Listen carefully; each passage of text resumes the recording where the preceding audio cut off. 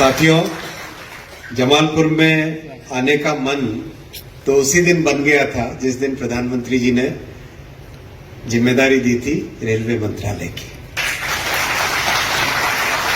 ये एक ऐसा इंस्टीट्यूट है जो हर एक इंजीनियर के मन में, जिसकी एक बहुत बड़ी वैल्यू है, बहुत ऊंचा स्थान है।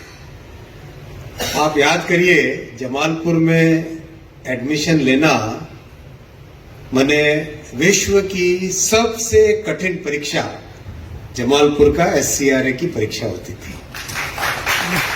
एकदम चुने हुए हीरे, चुने हुए रत्न, उन्हीं को ही यहाँ पर जमालपुर में इरमी में एडमिशन मिलता था। तो हर इंजीनियर के दिल में एक तमन्ना रहती थी, जमालपुर जाए। मेरा बहुत मन था और मैं बहुत धन्यवाद देना चाहूंगा हमारे आदरणीय ललन सिंह जी को कि आपसे जब मैंने चर्चा की, आपने कहा आपको जमालपुर आना है, आके जमालपुर के भविष्य को किस तरह से हम एक नया रूप दे सकते हैं, किस तरह से एक बहुत ही आधुनिक और बहुत ही अत्यंत नए तरीके से जमालपुर का विकास कर सकते हैं। ये इस रिपोर्ट में एक एक आइटम पर एक्शन प्लान है, एक्शन प्लान है। मैं आपको 4 विषय, वेल्डिंग, न्यूमेटिक्स, हाइड्रोलिक्स और मैकेट्रॉनिक्स, ये 4 विषय आज के युग में बहुत ही महत्वपूर्ण विषय है। देश भर में, दुनिया भर में मैन्युफैक्चरिंग, कंस्ट्रक्शन, चाहे किसी भी सेक्टर का लो, उन सब में इन 4 विषयों का बहुत बड़ा रोल है। इसीलिए एक एक विषय पर बहुत ही डिटेल में इसमें एक्शन प्लान बनाया गया है। मैं आपको एग्जाम्पल देता हूं न्यूमेटिक्स का। इसमें कैसे प्लानिंग होगी, phase 1, phase 2, phase 3, phase 4, phase 5, क्या इंफ्रास्ट्रक्चर चाहिएगा, किस तरह की लैब और ट्रेनिंग फैसिलिटीज चाहिएगी, किस तरह का ट्रेनिंग का कोर्स बनेगा, किस तरह की फंडिंग चाहिएगी, क्या मैन पावर रिक्वायरमेंट है, क्या मॉनिटरिंग की जाएगी और किस तरह की मशीनें लगेंगी इसमें, वो सारा डिटेल इस रिपोर्ट में है। और ये एक्शन प्लान है। एक्शन प्लान मैंने सीधा इसको लेके अब काम पे लग जाना। वैसा ही मैकेट्रॉनिक्स का, हाइड्रोलिक्स का, ये देखिए मैकेट्रॉनिक्स का। और मैकेट्रॉनिक्स आज विश्व में one of the most important branches है इंजीनियरिंग की। मैकेनिकल और इलेक्ट्रॉनिक्स को और इलेक्ट्रिकल इंजीनियरिंग को मिला के बनती है ये मैकेट्रॉनिक्स।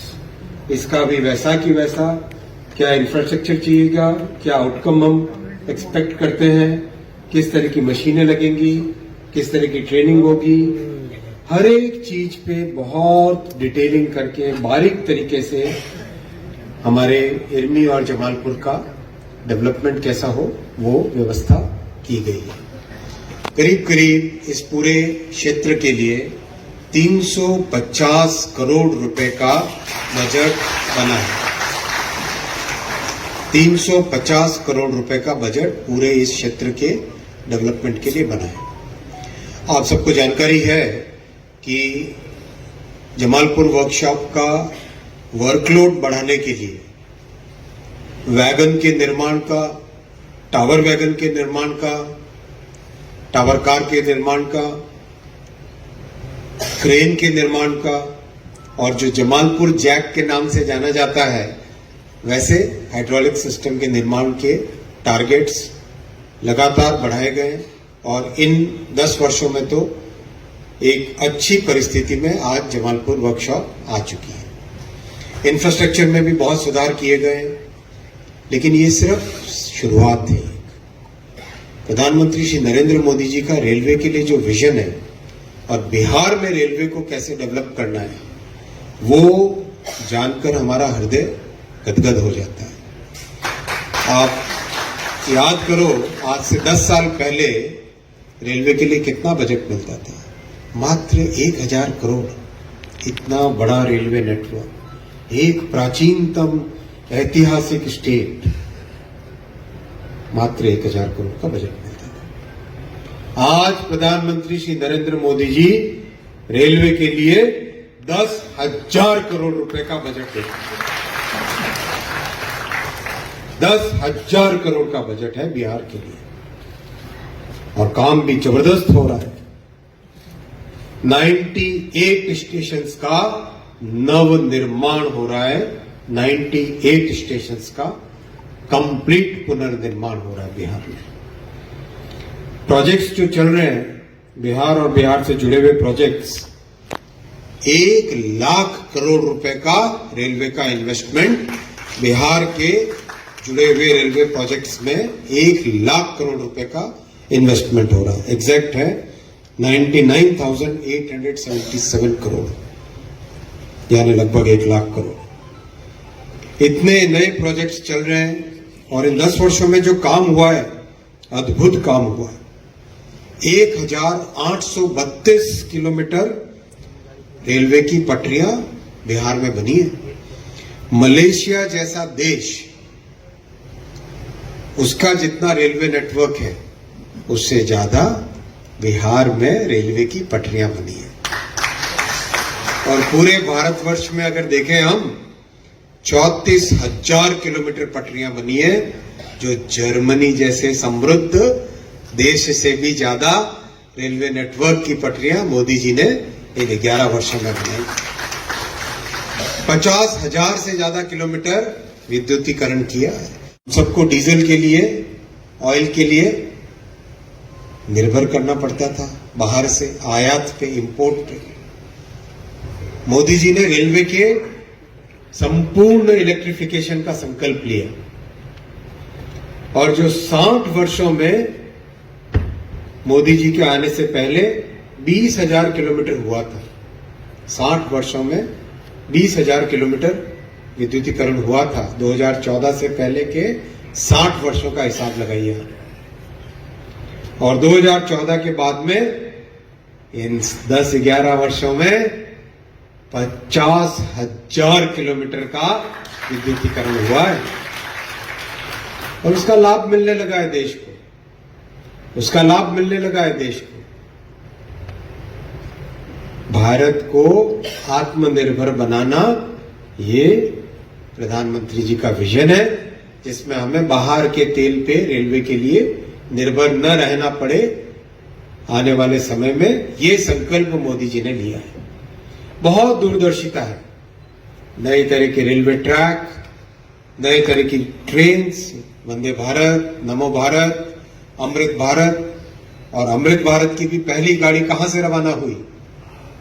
अपने बिहार भागलपुर से रवाना हुई।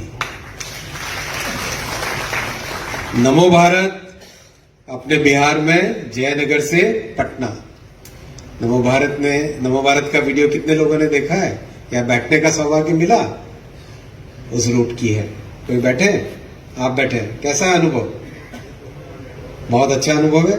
वंदे भारत में तो कई लोग बैठे होंगे, कई लोग बैठे। पानी का ग्लास रखो, हिलता नहीं है। एक नई टेक्नोलॉजी लानी देश के लिए बहुत जरूरी है। ये मोदी जी का बहुत बड़ा फोकस है, और बहुत ध्यान से, बारीकी से हर क्षेत्र में। डिफेंस में हमने देखा अभी ऑपरेशन सिंदूर के समय हमारे दुश्मनों के एक से एक हथियार नाकाम हो गए, और आत्मनिर्भर भारत की जो तकनीकें हैं उनसे लैस भारत की सेनाएं मुंह तोड़ जवाब दिया, पाकिस्तान के एयर बेसिस को नेस्त नाबूद कर दिया। ये आत्मनिर्भर भारत की ताकत है, और उसी आत्मनिर्भर भारत में जमालपुर की वर्कशॉप बहुत बड़ा रोल प्ले करेगी। ये जो एक्शन प्लान बना है, ये एक्शन प्लान जमालपुर को भारत के मानचित्र पे एक बहुत सम्मानजनक स्थान पे पहुंचाएगा। अभी मान्यवर लल्लन सिंह जी ने बहुत महत्वपूर्ण विषय उठाया। क्या रेलवे के इंस्टीट्यूट केवल रेलवे के अधिकारियों के लिए होने चाहिए? क्या रेलवे की वर्कशॉप में केवल रेलवे के कर्मचारियों को ही ट्रेनिंग देनी चाहिए? मैं ललन सिंह जी आपके इस मत से पूरी तरह से सहमत हूं कि हमारे सभी नौजवान साथियों को इस ट्रेनिंग फैसिलिटी का लाभ मिलना चाहिए। आपने इस विषय को रखा, मैं आपको धन्यवाद देना चाहूंगा। और मैंने अभी अभी डीन साहब से पूछा है, डीन साहब, ये सर, आप यहां पर सभी नौजवानों को 2026 में पहला बैच एडमिशन देंगे? जी सर। डीन साहब ने हाँ बोला। 2026 में पहला बैच हमारे आसपास के नौजवानों को हम जमालपुर में इरमी में एडमिशन देंगे।